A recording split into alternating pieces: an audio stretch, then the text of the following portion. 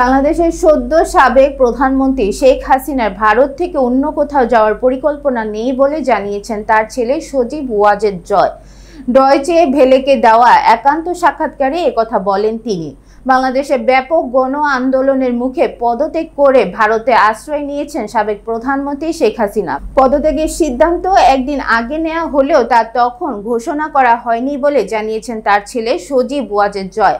আওয়ামী লীগের নেতৃত্ব প্রসঙ্গে এক প্রশ্নের জবাবে সজীব ওয়াজেদ জয় বলেন, বর্তমানে তার রাজনীতিতে আসার কোনো পরিকল্পনা নেই।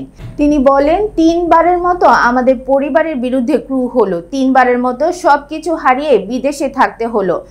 আমি আর আমার মা বাদে আমরা সবাই বিদেশে অনেক দিন ধরে আছি।